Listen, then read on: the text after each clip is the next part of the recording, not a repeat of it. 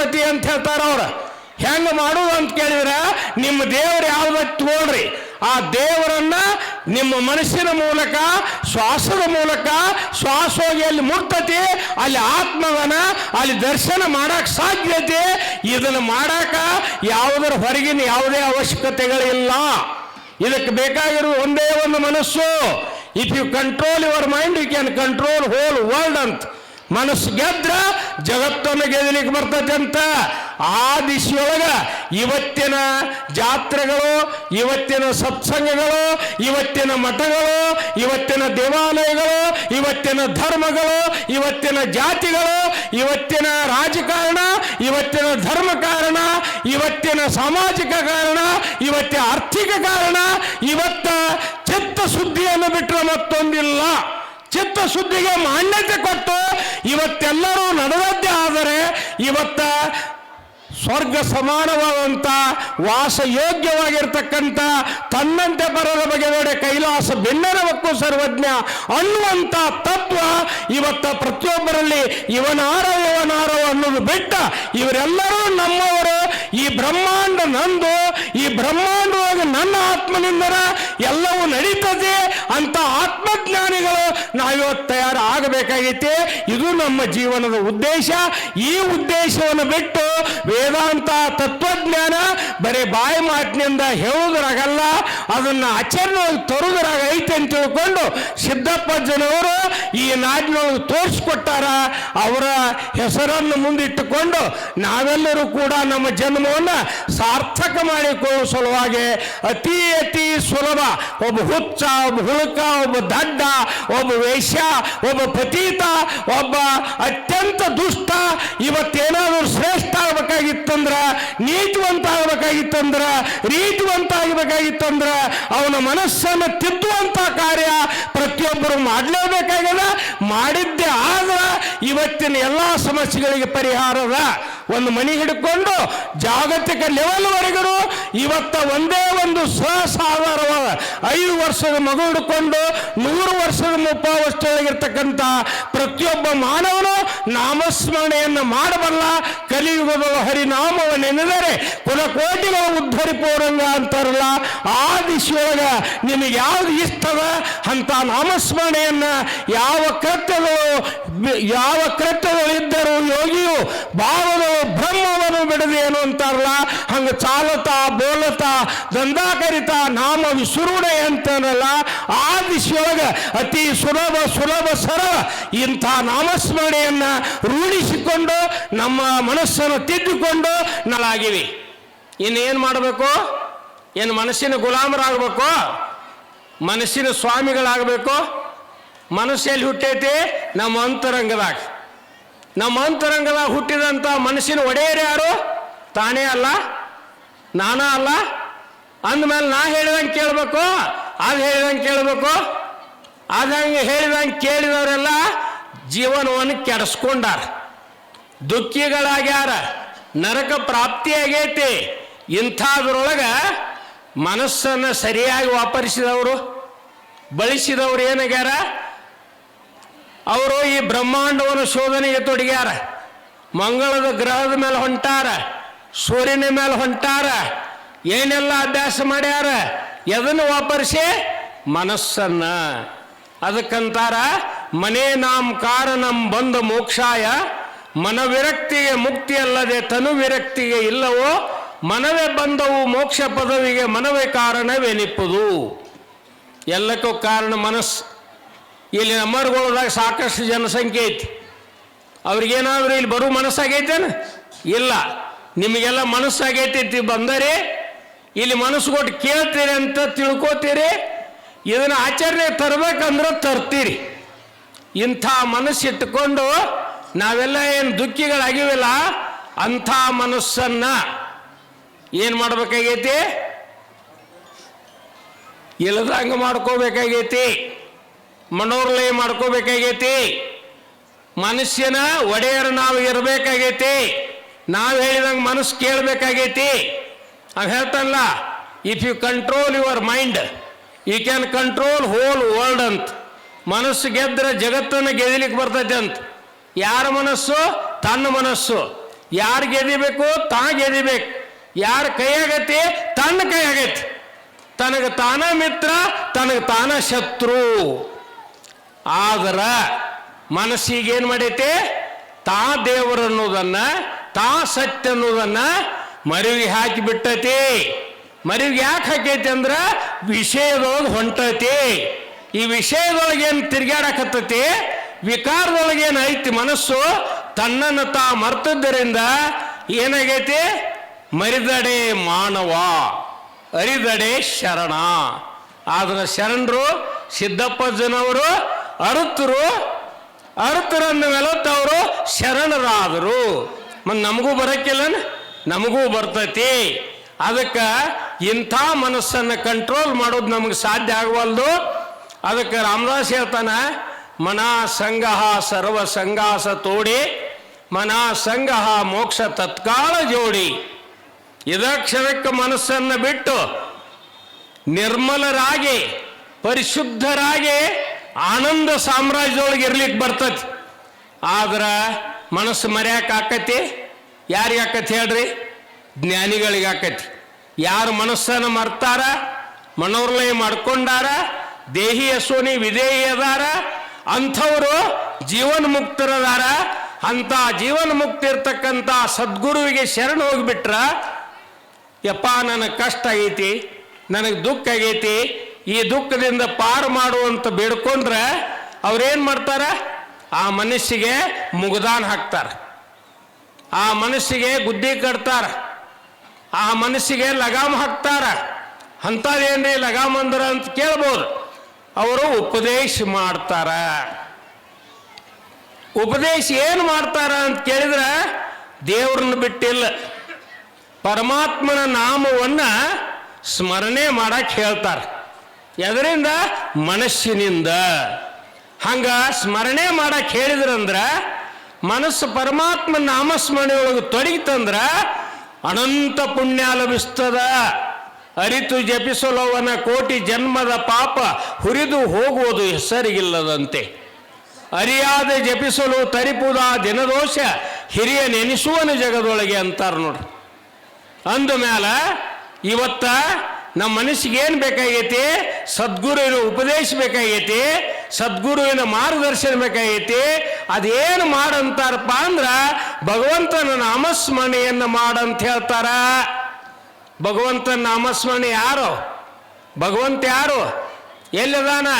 ಎಂತದಾನ? ಅವ ಈ ಅನಂತ ಸೃಷ್ಟಿಯನ್ನ ನಿರ್ಮಾಣಕರ್ತೃ. ಈ ಅನಂತ ಸೃಷ್ಟಿಯೊಳಗ 84 ಲಕ್ಷ ಜೀವಯೋನಿಯೊಳಗ ಜನ್ಮ ತಳೆಯುವಂಥ ಅನಂತ ಜೀವರಾಶಿಗಳನ್ನು ರಚನೆ ಮಾಡ್ಯಾನ ನಮ್ಮ ಎದುರಿಗೆ. ಕ್ರಿಮಿಕೀಟಕ ಇರ್ಬೋದು, ಪಶು ಪಕ್ಷಿ ಇರ್ಬೋದು, ದನ ಕರ ಇರ್ಬೋದು, ಗಿಡ ಮರ ಬಳ್ಳಿಗಳಿರ್ಬೋದು, ಮಾನವರಿರ್ಬೋದು. ಇವರೆಲ್ಲರೂ ಜೀವರಾಶಿಗಳು. ಹೆಂಗೆ ಕಾಣಿಸ್ತಾವ ಅಂದ್ರೆ ಬೇರೆ ಬೇರೆ ಕಾಣಿಸ್ತಾವ. ಆಕಾರದೊಳಗ, ರೂಪದಾಗ, ಬಣ್ಣದಾಗ, ಲಕ್ಷಣದಾಗ, ಆಯಾ ಶರೀರಕ್ಕನುಗುಣವಾಗಿ ಪರಮಾತ್ಮ ಏನು ನಡೆಸ್ಯಾನ? ತನ್ನ ಲೀಲಾ ನಡೆಸ್ಯಾನ. ಅವೆಲ್ಲೇನು ಹೊರಗೆ ಹೋಗ್ಕೊತಾನೆ ಅಂತೀರಿ? ಬೇರೆ ಇಲ್ಲಿ ಆಕಾಶದಾಗ ಅಂತೀರಿ? ಇಲ್ಲ.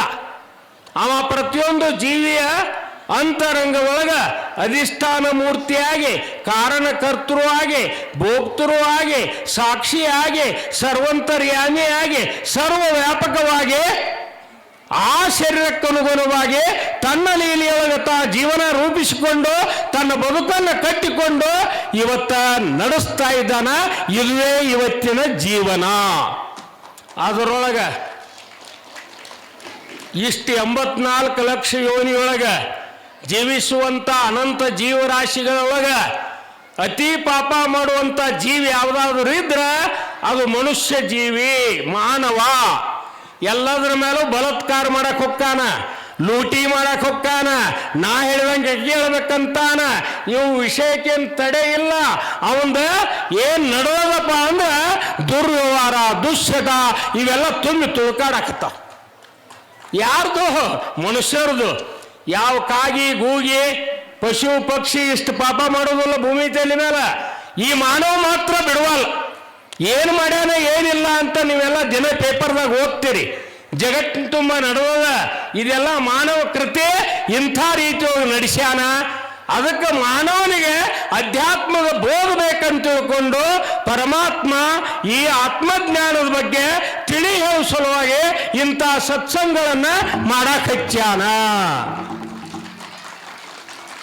ಆಮೇಲೆ ನಾವೇನು ಮಾಡಬೇಕು ಅಂತ ಕೇಳಿದ್ರೆ ನಮ್ಮನ್ನು ನಾವು ತಿಳ್ಕೋಬೇಕು, ನಮ್ಮನ್ನು ನಾವು ಅರಿಬೇಕು. ತನ್ನ ತಾನು ಅರಿದೊಡೆ ಮುಕ್ತ ಅಂತಾರವ್ರು. ಹಂಗೇನಪ್ಪ ಅಂದ್ರೆ ಇವತ್ತ ಈ ರೀತಿಯೊಳಗೆ ಈ ಸತ್ಸಂಗದೊಳಗೆ ನಾವು ಹೆಂಗಪ್ಪ ಅಂದ್ರೆ ಎಂಥ ಏನಪ್ಪ ಶಕ್ತಿ ಸಾಮರ್ಥ್ಯ ಐತೆ ಅಂದ್ರೆ ಒಂದು ಮಹಾರಾಷ್ಟ್ರ ಸಂತರದೊಳಗೆ ಯಾವ ನಿವೃತ್ತಿನಾಥ, ಸೋಪಾನ, ಜ್ಞಾನದೇವ, ಮುಕ್ತಾಬಾಯಿ ಅಂತ ತಿಳ್ಕೊಂಡು 4 ಮಕ್ಕಳು ಇವರು. ವಿಠ್ಠಲ ಪಂತ ಹುಟ್ಟಿದ್ರು.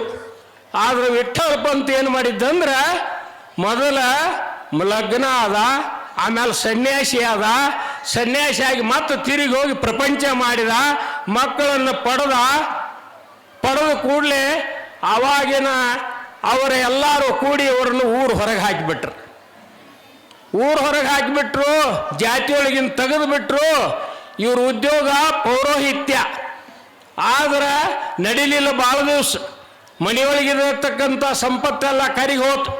ಮಕ್ಕಳನ್ನು ಹೆಂಗೆ ಜೋಪಾನ ಮಾಡೋ ಪ್ರಶ್ನೆ ಬತ್ತು. ದಿನರಾತ್ರಿ ಹಗರಿ ಕಣ್ಣೀರ ಕೂಳು ಒಂದಾಗಿತ್ತು. ಅಂಥದ್ರೊಳಗೆ ಮಕ್ಕಳ ಮುಖ ನೋಡಿ ಯಾರೋ ದೊಡ್ಡ ಒಬ್ಬ ಸಾಧುರ ಮುಂದೆ ಹೇಳಿದಾಗ ಅವ್ರಂದ್ರಂತ, ಇದ್ರಾಗಿಂದ ನೀ ಮುಕ್ತಿ ಪಡಿಬೇಕಾಗಿತ್ತಂದ್ರೆ ನಿನ್ನ ಮಕ್ಕಳ ಮುಂದೆ ನೀ ಜೀವಂತ ಇರಬಾರ್ದು, ಗಂಡ ಹೆಂಡತಿ ಅಂತಂದ್ರಂತ. ಆ ಮಾತು ಕೇಳಿ ಹೋಗಿ ಗಂಡ ಹೆಂಡತಿ ಇಬ್ಬರು ಹೋಗಿ ಒಂದು ಬಾವಿಯೊಳಗೆ ಕಲ್ಲು ಕಟ್ಕೊಂಡು ಬಿದ್ದು ಸತ್ತು ಹೋಗ್ಬಿಟ್ರು. ಅವ್ರು 4 ಮಕ್ಕಳು ಅನಾಥರಾದ್ರು. ಅನಾಥರಾದಂಥ ಮಕ್ಕಳಿಗೆ ಏನು ಸಂಸ್ಕಾರ ಬಿದ್ದಿತ್ತಂದ್ರೆ ಕೃಷ್ಣನ ನೆನೆದರೆ ಕಷ್ಟ ಒಂದಿಷ್ಟಿಲ್ಲ ಅಂತ ಹಾಡ್ತಾರೆ ನೋಡ್ರಿ. ಹಂಗೇನಂದ್ರೆ ಅವರು ಹಸುವಾಗ್ಯಾವ ಅಂದ ಕೂಡಲೇ ದೇವ್ರ ತೋರ್ಸೋರು, ದೇವ್ರ ನೆನೆಯ ನಾವು. ಇದನ್ನ ಆ ಮಕ್ಕಳು ರೂಢಿಸಿಕೊಂಡಿದ್ದು. ಆ ರೂಢಿಸಿಕೊಂಡಂಗೆ ಕೊಡದಂಗೆ ಬಳಕೆ ಮಾಡಿದಂಗೆ ಅಲ್ಲ ಜಾತಿಯಿಂದ ಹೊರಗಿಟ್ಟಾರೆ ಅಂತ. ಅವಾಗ ಅವ್ರು ಹೇಳಿದ್ರು, ಇಂಥ ಜಾಗದೊಳಗೆ ಧರ್ಮಸಭಾ ನಡೆದೈತಿ, ಅಲ್ಲಿ ಧರ್ಮಗುರುಗಳನ್ನ ಕೇಳ್ಕೊಂಡು ಬಾ ಅಂದ್ರೆ ನಿಮ್ಮನ್ನು ಜಾತಿಯೊಳಗೆ ತಗೋತೀವಿ ಅಂದ್ರೆ ಅವ್ರು. ಇವ್ರು ಅಲ್ಲಿಗೆ ಹೋದ್ರು ನಡ್ಕೋತ, 4 ಮಕ್ಕಳು ನಡ್ಕೋತ ಹೋದ್ರು. ಅಲ್ಲೇ ಧರ್ಮಸಭೆಯೊಳಗೆ ಹೋಗಿ ಆ ಧರ್ಮಗುರುಗಳ ಮುಂದೆ ತಮ್ಮ ಪ್ರಶ್ನೆ ಇಟ್ಟರು. ನಿಮ್ಮನ್ನ ಯಾಕೆ ಹೊರಗಿಟ್ಟಾರ? ನಮ್ಮಪ್ಪ ಇಂಥ ರೀತಿಯೊಳಗೆ ಬಾಳ್ವೆ ಮಾಡ್ಯಾನ ಇಟ್ಟಾರ. ಅವರೆಲ್ಲರೂ ಕೂಡ್ಕೊಂಡು ಶಾಸ್ತ್ರ ಮುಂದಿಟ್ಕೊಂಡು ಅದನ್ನ ಬೇಕಾದಷ್ಟು ಅಭ್ಯಾಸ ಮಾಡಿದ್ರು ಕೂಡ ಆ ಶಾಸ್ತ್ರದೊಳಗೆ ಈ ಪದ್ಧತಿ ಬರದೇ ಇದ್ದಿದ್ದಿಲ್ಲ, ಇದು ಅರಿವಿಗೆ ಬರಲೇ ಇಲ್ಲ. ಅವಾಗ ಅವ ಹಿರಿ ಮನುಷ್ಯ ಅಂತಾನ, ಹೋಗ್ರಿ ಅತ್ತ ಅಂದವು. ನಿಮ್ದು ಎಲ್ಲಿ ಸಿಗುದಿಲ್ಲ ಹೋಗ್ರಿ ಅಂದವು. ಯಾಕ ಅಂದ ಜ್ಞಾನದೇವ್. ಯಾಕಂದ್ರೆ ಏನು? ನೀವು ಕೆಟ್ಟರಿ, ನಿಮ್ಮದು ಜಾತಿ ಕೆಟ್ಟದ, ನಿಮ್ಮ ನೀತಿ ಕೆಟ್ಟದ, ನಿಮ್ಮ ರೀತಿ ಕೆಟ್ಟದ, ನಿಮ್ಮ ಅಪ್ಪ ಅವ್ವ ತಪ್ಪು ಮಾಡ್ಯಾರ, ಇದಕ್ಕೆ ಶಿಕ್ಷಣ ಆಗಬೇಕು, ನೀವಂತೂ ಜಾತಿ ಬಾಹಿರ ಅಂದ್ಬಿಟ್ರು. ಹಿಂಗಂದು ಕೂಡಲೇ ಜ್ಞಾನದೇವ್ ಅಂತಾನ, ನಾವ್ಯಾಂಗ ಜಾತಿ ಬಾಹಿರ ಅಂದ್ ನಾವು. ನಿನ್ನೊಳಗಿನ ಆತ್ಮ ನನ್ನೊಳಗಿನ ಆತ್ಮ ಒಂದಾತಿ, ನೀನು ಬೇರೆ ನಾನು ಬೇರೆ ಹೆಂಗ ಅಂದವು. ಅಂದು ಕೂಡಲೇ ಅವಂತಾನ, ನನ್ನೊಳಗಿನ ಆತ್ಮ ನಿನ್ನೊಳಗಿನ ಆತ್ಮ ಒಂದಾತಿ ನಾವು. ಹೌದು, ಸಕಲ ಜೀವಾತ್ಮಗಳು ಪಶು ಪಕ್ಷಿ ಪ್ರಾಣಿಗಳಿದ್ದಂಥ ಆತ್ಮ ಸಹಿತ ಒಂದಾತಿ ಅಂದ್ಬಿಟ್ಟ ಹುಡುಗ. ಅಲ್ಲಿ ಒಂದು ಕ್ವಾಣ ಬರ್ತಿತ್ತು. ಆವಾಗ ಅವ ಪ್ರಶ್ನೆ ಮಾಡ್ತಾನ, ಆ ಕ್ವಾಣ್ಣ ಆತ್ಮ ನಿನ್ನ ಆತ್ಮ ನನ್ನ ಆತ್ಮ ಒಂದಾನ ಅಂದವು. ಯಾಕಲ್ಲ ಅಂದವು. ಹೌದನ್ನವು. ಹೌದಂದ ಕೂಡಲೇ ನಾವೇನು ಓದ್ತೀವಿ, ನಾವು ಓದ್ತತೇನೆ ಅಂದವು. ಯಾಕೆ ಓದೋದಿಲ್ಲ ಅಂದ ಜ್ಞಾನದೇವ್. ಓದ್ ತೋರ್ಸು ನೋಡೋಣ ಅಂದವ. ಸಣ್ಣ ಹುಡುಗ ಹೋಗಿ ಕ್ವಾಣಿನ ದುಬ್ಬದಾಗ ಬಾರಿಸಿ ವೇದವನ್ನು ಓದಂಥೇಳಿ ಓದ ಅಂದುಬಿಟ್ಟ. ಕೋಣ ವೇದವನ್ನು ಓದ್ತು. ಇದು ಸಾಧ್ಯ ಐತೇನ? ಇದು ಅಸಾಧ್ಯ ಹೌದಲ್ಲ? ಅಸಾಧ್ಯತೋ ಸಾಧ್ಯ ಕರಿತೋ ಸಾಯಾಸ ಕಾರಣ ಅಭ್ಯಾಸ ತುಕಾಮನೆ. Impossible is word which founds in foolish dictionary ಅಂತಾರ. ಮೂರ್ಖರ ಡಿಕ್ಷನರಿ ಒಳಗೈತೆ ಅಂತ. ಈ ರೀತಿಯೊಳಗ ಅವಾಗ ಹುಡುಗನನ್ನ ಹೆಗಲ ಮೇಲೆ ಹೊತ್ಕೊಂಡು ಕುಣ್ಯಾಕತ್ತಿ ಮಂದಿ. ಎಂಥ ಜ್ಞಾನಿ, ಎಂಥ ಅವತಾರಿ, ಎಂಥ ಶಕ್ತಿ, ಎಂಥ ಸಾಮರ್ಥ್ಯ ಅಂದ್ರು. ಆಮೇಲೆ ಇವ್ರು ಸರ್ಟಿಫಿಕೇಟ್ ಬ್ಯಾಡ ಅಂತ ತಿಳ್ಕೊಂಡು ಮರಳಿ ಬರಾಕತ್ತಿದ್ರು. ಮರಳಿ ಬರುವ ಹೊತ್ನ್ಯಾಗ ಚಾಂಗದೇವ್ ಅಂತಕ್ಕಂಥ 14 ವರ್ಷ 3 ವರ್ಷ ಬಾಯ್ದಾವ್. ಅವೇನು ಚಮತ್ಕಾರ ಮಾಡ್ತಿದ್ದಂದ್ರೆ ಜಗತ್ತಿಗೆ ಸತ್ತ ಹೆಣಗಳನ್ನು ಎಬ್ಬಿಸ್ತಿದ್ದ. ಸತ್ತ ಹೆಣಗಳನ್ನು ಎಬ್ಬಿಸ್ತಿದ್ದ. ಅದರ ಮಗಲಾಗ ಸ್ಮಶಾನದ ಮಗಲಾಗ ಹಾದು ಬರಾಕತ್ತಿದ್ರು. ಅಲ್ಲೆಲ್ಲ ಹೆಣ ಹಾಕೊಂಡು ಮಂದಿ ಕೂಡಿತ್ತು. ಅವಾಗ ಮುಕ್ತಾಯ ಬಂತ ಇದೇನೋ ಅಣ್ಣ ಅಂದ್ರೆ. ಅವಾಗ ಅಲ್ಲಿ ಕೇಳುದ್ರಾಗ ಚಾಂಗದೇವ್ ಮುನಿ ಇನ್ನು 11 ಗಂಟೆಗೆ ಸರಿಯಾಗಿ ಬರ್ತಾನ, ಬಂದ ಮೇಲೆ ಹೆಣ ಎಬ್ಬಿಸ್ತಾನ ಅಂತಂದ್ರು ಅವ್ರು. ಅಟ್ರಾಗ ಜ್ಞಾನದೇವ್ ಅಂದ ಅದಕ್ಕೆ ಯಾಕೆ ಅಷ್ಟೊಂದು ಒಳಗೆ ಹೋದ, ಪ್ರತಿಯೊಂದರ ಮೇಲೆ ಹೆಣದ ಮೇಲೆ ತಪ್ಪಡಿಸಿದ. ಉಟ್ರೆ ಬೇಟ ಉಟ್ರೆ ಬಾಬಾ ಅಂದ್ಬಿಟ್ಟ. ಎಲ್ಲ ಹೆಣಗಳು ಎದ್ದು ಕುಂತು ಒಂದಕ್ಷಣ ಹೋಗ್ಬಿಟ್ಟು ಅವ್ರ ಮನೆಗೆ ಹೋಗ್ಬಿಟ್ರು. ಚಾಂಗದೇವ್ ಮುನಿ ಬರ್ತಾನ, ಬಂದು ನೋಡ್ತಾನ, ಇವತ್ತು ಯಾಕೆ ಹೆಣ ಇಲ್ಲ ನಾವು. ಏನ್ರಿ ಸಣ್ಣ ಹುಡುಗ ಬಂದಿತ್ತು, ಉಟ್ರೆ ಬಾಳ್ ಅಂತ ಅಂದ ಕೂಡಲೇ ಎಲ್ಲ ಹೆಣಗಳು ಎದ್ದು ಬಿಟ್ಟು ರೀ ಅನ್ನೋ. ಚಾಂಗದೇವ್ಗೆ ಆಶ್ಚರ್ಯ ಆಯ್ತು. ನಾನು ಮುಂಜಾನೆ ನಸಿಕಿನಾಗ 3 ಗಂಟೆ ಕೇಳ್ತಾನೆ, 3 ಗಂಟೆಯಿಂದ 11 ಗಂಟೆವರೆಗೆ ಏನಂದ್ರೆ ಮಂತ್ರಪಠನ ಯಂತ್ರಪಠನ, ಆಮೇಲೆ ಹೋಮ ಹವನ ಯಜ್ಞ ಮಾಡಿ ಅದರ ನೀರು ತೊಗೊಂಡು ಹೋಗಿ ಹೆಣದ ಮೇಲೆ ಸಿಂಪಡಿಸಿದಾಗ ಹೇಳ್ತಾವ. ಆದರೆ ಇವು ಬರ್ಬರ್ತಾ ಬಂದು ಕೂಡಲೇ ಹುಡುಗಿ ಎಬ್ಬಿಸಿಬಿಟ್ಟಲ್ಲ, ಆಶ್ಚರ್ಯ ತಾವು. ಮಹಾಜ್ಞಾನಿ ಇರಬೇಕು ಅನ್ನೋ ಅಂದ ಮೇಲೆ ಇವನು ಬೆಟ್ಟಿ ತಗೊಳ್ಳಬೇಕು, ಅದನ್ನು ವಿದ್ಯಾ ಕಲ್ಕೊಳ್ಬೇಕಂತ ತಿಳ್ಕೊಂಡು ಅವಂದ ಬರದ, ತಮ್ಮ ಬೆಟ್ಟಿಗೆ ಬರ್ತಾ ಇದ್ದೇನೆ ಅಂತ ಬರದ. ಇನ್ನು ತಮ್ಮ ಬೆಟ್ಟಿಗೆ ಅಂತ ಅಂದ ಮೇಲತ್ತ ಅಲ್ಲಿ ಮ್ಯಾಲೆ ಏನು ಹೆಡ್ಡಿಂಗ್ ಹಾಕ್ಬೇಕಲ್ಲ, ಆ ಹೆಡ್ಡಿಂಗ್ ಹಾಕ್ಬೇಕಂದ್ರೆ ಇವಾಗ ರಾಜಮಾನ್ ರಾಜಶ್ರೀ ಅಂತ ಬರದನಿ. ನಾ 14 ವರ್ಷ ಬಾದಿಕಿದಾವ, ಇದೊಂದು ಸಣ್ಣ ಹುಡುಗ, ಇದಕ್ಕೆ ಹೆಂಗೆ ಅನ್ನೋದು ಹಂಗ ಬಿಟ್ನಿ ಹಿಂಗಾಕತಿ. ಬರೀದ ಅಡ್ರೆಸ್ ಬರೀದ ಒಬ್ಬನ ಕೊಟ್ಟು ಜ್ಞಾನದೇವನ ಕೈ ಊರಿಗೆ ಕಳಿಸ್ಕೊಟ್ಟ. ಅವ ಬಂದ, ಬರೋದ್ರಾಗ ಬಾಗಲಾಗ ಮುಕ್ತಾಬಾಯಿ ಇದ್ದಳು, ಅವನ ಕೈಯಾಗ ಚೀಟಿ ಕೊಟ್ಟ. ಆ ಚೀಟಿ ಓದ್ ಜ್ಞಾನೇಶ್ವರ ಕೈಯಾಗ ಕೊಟ್ಟ. ಮುಕ್ತಾಬಾಯಿ ಹೇಳ್ತಾರ, ಇದೇನು 14 ವರ್ಷ ಇದ್ರು ಇದು ಬರಿದೈತೆ ನೋಡಣ್ಣ ಅಂದ್ಬಿಟ್ಲಾಕಿ. ಆಮೇಲೆ ಜ್ಞಾನದೇವಂದ ಬರ್ಬೋದು ಅಂತ ಹೇಳಿ ಕಳಿಸಿದ್ರು. ಬರ್ಬೋದು ಅಂದ ಕೂಡಲೇ ಇವು ಹೊಂಟ್ಲ. ಹೆಂಗೆ ಹೊಂಟ್ರಂದ್ರೆ ಹುಲಿ ಮ್ಯಾಲ ಕುತ್ಕೊಂಡು ಹಾವು ಚಾಬುಕ್ ಮಾಡ್ಕೊಂಡು ಆಕಾಶ ಮಾರ್ಗವಾಗಿ ಬಂದ ಚಾಂಗದೇವ್ ಬರುದ್ರಾಗನ ಇವರು ಮುಂಜಾನೆ ಎದ್ದು ಬಿಸಿಲು ಕಾಸ್ಕೋತ ಒಂದು ಹಾಲು ಗಾಡಿ ಮೇಲೆ ಕೂತಿದ್ರು.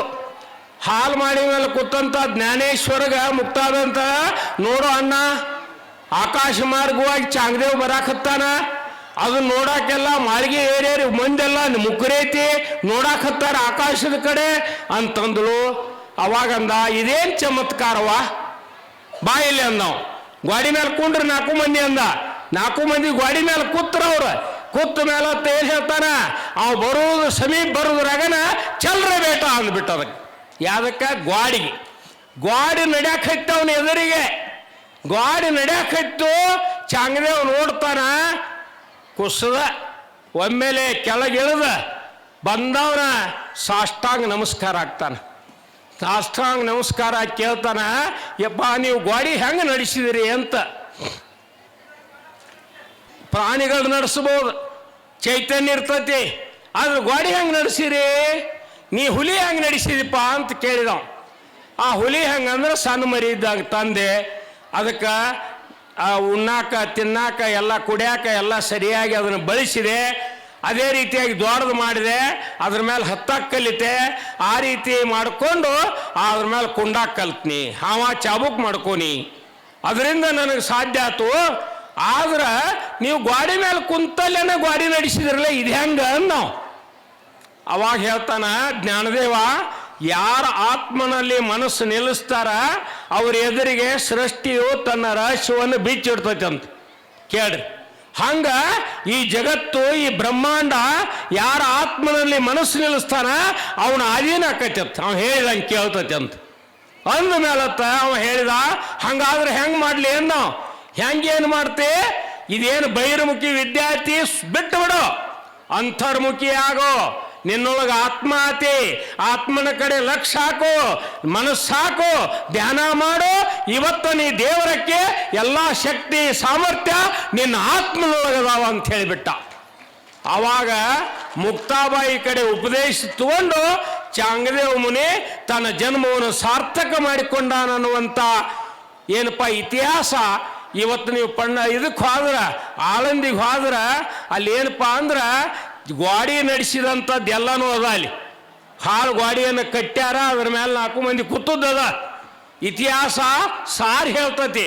ಹಂಗೇನಪ್ಪ ಅಂದ್ರೆ ಇವತ್ತು ನಮಗೆ ಅತಿ ಸುಲಭವಾಗಿ ಈ ಜಗತ್ತಿನೊಳಗೆ ಯಾರ ಏನು ಹಾಕಿ ಕೊಟ್ಟಾರಪ್ಪ ಅಂತ ಕೇಳಿದ್ರೆ ಎಲ್ಲ ಸಂಪ್ರದಾಯಗಳು, ಎಲ್ಲ ಧರ್ಮಗಳು, ಎಲ್ಲ ಜಾತಿಗಳು, ಎಲ್ಲ ದೇಶದವರು ಏನು ಮಾಡಬೇಕಾಗೈತಿ ಅಂತ ಕೇಳಿದ್ರೆ ಒಂದೇ ಆಚರಣೆಯೊಳಗೆ ತರಬೇಕಾಗೈತಿ ಧರ್ಮವನ್ನ. Religion is for realisation. ಆ ದಿಶೆಯೊಳಗೆ ಇವತ್ತೇನು ನಾವು ಬೇರೆ ಬೇರೆ ಏನೋ ಮಾಡಿದಿಲ್ಲ. ಹೋಮ ಹವನ ಪೂಜಾ ಪಾಠ ಯಂತ್ರ ಮಂತ್ರ ತಂತ್ರ ನಿಂಬಿಕಾಯಿ ಪ್ರಸಾದ ಕೊಡೋದು ಅಂಥದ್ದು ಇಂಥದ್ದೇನು ಇಟ್ಕೊಂಡಿಲ್ಲ. ಇವೆಲ್ಲ ಮಾಡ್ಕೋತ ಗುಂಪುಗಳಾಗಿ ಬಿಟ್ಟಾವ. ಗುಂಪುಗಳು ಹೋಗಿ ಜಾತಿಗಳಾಗ್ಯಾವ, ಜಾತಿಗಳು ಹೋಗಿ ಧರ್ಮಗಳಾಗ್ಯಾವ, ಧರ್ಮಗಳು ಹೋಗಿ ರಾಜಕಾರಣದಾಗ ಸಿಕ್ಕಾವ. ಆ ರಾಜಕಾರಣಿಗಳಿಗೆ ಏನು ಬೇಕಾಗೈತಿ? ವೋಟ್ ಬ್ಯಾಂಕ್ ಬೇಕಾಗೈತಿ. ಯಾವುದೇ ರೀತಿಯೊಳಗೆ ಮೋಸ ಮಾಡಿ ಭ್ರಷ್ಟಾಚಾರ ಮಾಡಿ ಏನಪ್ಪ ಅಂದ್ರೆ ಯಾವುದೇ ರೀತಿಯೊಳಗೆ ಅಧಿಕಾರ ಬೇಕಂತ ಹೇಳ್ಕೊಂಡು ಸಡ್ಡು ಬಡಿತಾವ. ಅವೆಲ್ಲ ಕಲ್ತಾವ, ಡಿಗ್ರಿ ಪಡೆದಾವ, ಆದ್ರೆ ತಮ್ಮನ್ನು ತಾವು ಅರ್ಥಕೊಂಡಿಲ್ಲ, ಮೋಸ ಮಾಡೋದು ಬಿಟ್ಟಿಲ್ಲ, ಬಿಕಾರಿಗಳಾಗಿ ತಿರುಗ್ತಾವ. ಎಷ್ಟೇ ಗಳಿಸಿದ್ರು ಅವ್ರು ಬಿಕಾರಿತನ ಹೋಗಿಲ್ಲ. ಹೌದಲ್ಲ? ನೋಡಿರ್ಬೇಕಾರೆ ನೀವು ವಿಚಾರ ಮಾಡ್ರಿ. ಅದಕ್ಕೆ ಇವತ್ತಿನ ಧರ್ಮಗಳು ಏನಾಗಬೇಕಾಗೈತಿ? ಯಾವ ಧರ್ಮದ ಹೆಸರಿನ ಮೇಲೆ ಜಾಗತಿಕ ಯುದ್ಧ ಸನ್ನದ್ಧಾಗಿ ನಿಂತದ. ಒಂದು ಕಡೆ ಪುಟಿನ್ ತಲೆ ಕೆಟ್ಟದ, ಮತ್ತೊಂದು ಕಡೆ ಟ್ರಂಪ್ನ ತಲೆ ಕೆಟ್ಟದ.